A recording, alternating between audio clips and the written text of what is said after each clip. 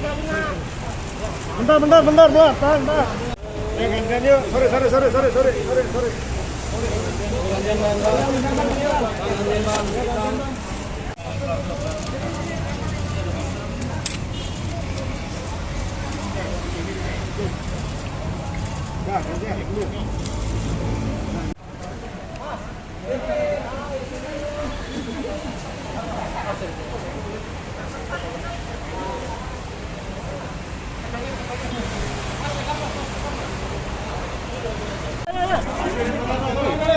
Paket tua mana? Paket tua. Nah, itu.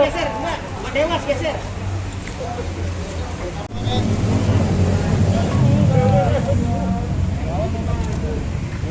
Yang belakang nggak kelihatan tulisannya belakang. Lagi. Maju dikit Bang. Ini dulu. Nah, yang kita nggak nyampe nih.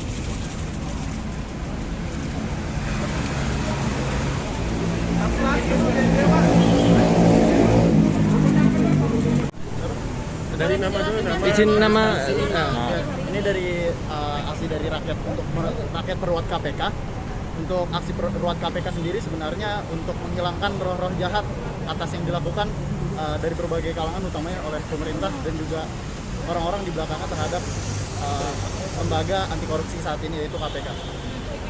Seperti yang kita ketahui saat ini bahwa situasi KPK sedang dalam darurat, dan jika kita diam maka sama saja kita berbuat kejahatan. Maka dari itu aksi ini merupakan salah satu rangkaian dari kita sebagai rakyat Indonesia untuk memberi peringatan baik kepada rakyat maupun kepada pemerintah bahwa anak kandung reformasi tidak boleh mati.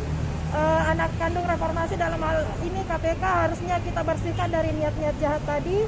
Dan sekali lagi kedaulatan rakyat harus kembali kepada rakyat itu sendiri, karena kebijakan-kebijakan hari ini sudah didominasi oleh kepentingan oligarki. Untuk itu saatnya nyalakan tanda bahaya. Nah, dengan aksi ini harapan kedepannya tindakan pimpinan itu sebenarnya mesti seperti apa sih? Setelah aksi ini harusnya publik harus mengetahui bahwa tidak hanya kami yang perlu membersihkan KPK, rakyat juga perlu melakukan itu dengan memberi peringatan bahwa KPK hari ini sedang tidak baik-baik saja. Utamanya juga terhadap para pegawai KPK 51 orang yang hari ini nonaktifkan, padahal jelas menurut putusan Mahkamah Konstitusi bahwa tidak boleh merugikan pegawai KPK sama sekali, apapun bentuk dari tes atau desainnya. Mas, harapannya untuk 51 pegawai tadi gimana Mas tadi teman-teman? Ya, para pegawai KPK ini utamanya jelas berintegritas, sudah mengabdi kepada negara melalui KPK. Apa urusannya, mengapa juga dihubungkan dengan tes wawasan kebangsaan sehingga kemudian dicoret? Lebih daripada itu, pertanyaan-pertanyaan yang memuat pertanyaan seksis, lalu juga berpotensi jelas melanggar hak asasi manusia. 51 pegawai KPK ini harus diberi keadilan, dan tidak sewajarnya mereka diseleksi dengan mekanisme seperti itu, dengan pertanyaan seksis, diskriminatif. Karena jika kita melanggengkan perlakuan seperti itu, membiarkan perlakuan seperti itu, maka sama saja kita membiarkan rezim ini bertindak sewenang-wenang dan menghilangkan perlahan-lahan orang-orang yang berintegritas, menghapuskan korupsi di Indonesia. Untuk pimpinan KPK kan sekarang seperti menghindar gitu. Nah, itu gimana menurut dari? Kalau untuk pimpinan KPK sendiri untuk menghindar, karena memang tidak memberikan statement apa-apa sampai saat ini, padahal terakhir Presiden Joko Widodo sudah menyatakannya bahwa tidak boleh merugikan juga, sepakat. Tapi hari ini ternyata hasil dari pimpinan KPK memecat 51 orang itu. Jadi perlu dipertanyakan soal putusannya. Lebih daripada itu, sekali lagi, permasalahan KPK bukan hanya soal tes wawasan kebangsaan, tapi bermula dari revisi Undang-Undang KPK tahun 2019.